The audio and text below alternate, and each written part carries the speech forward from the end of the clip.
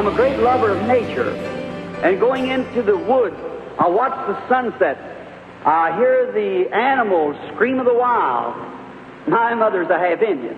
So there's something about it in my blood that I love nature. And when I hear the call from the wild, there's something that sets my soul afire. I can't help it. Here recently I was up in Colorado, and I was standing up on a mountain, and I was watching an old mother eagle as she brought her little ones from the nest and on her wings and set them down in a grassy pasture.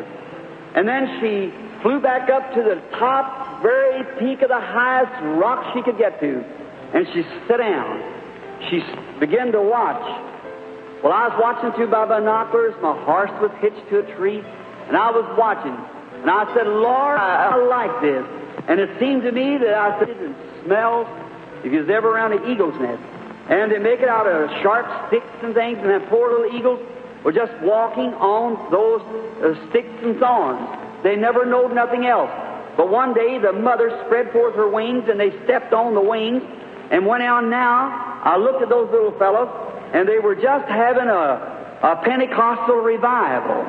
They were just running around on that soft grass, just picking here and chirping to one another and jumping over each other, just as free as they could be. I thought, well, that's right. Now there is like a man in the old nest of the world, knows nothing but that what the devil can give him. But one day God picks him up and sets him down in the shady green pastures.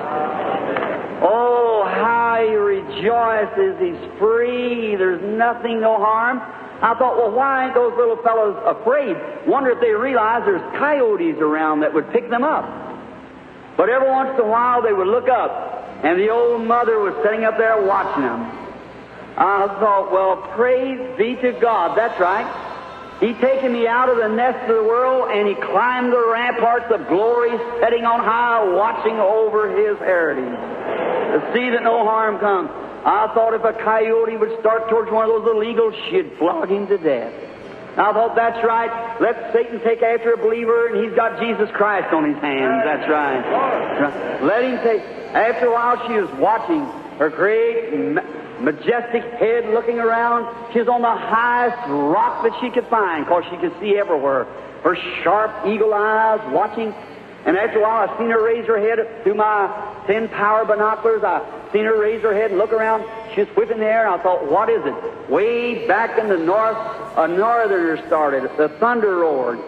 She let out a scream, and down through there she went, throwed forth those big wings right out on that grassy prairie.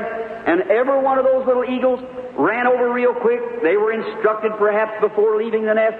They caught their little feet right in the feathers, threw their little mouth down, little bill, hooked it around the feather, and she raised with that bunch of eagles on her wings and went just as straight, piercing that wind blowing nearly 50 miles an hour then, right into the cleft of the rock.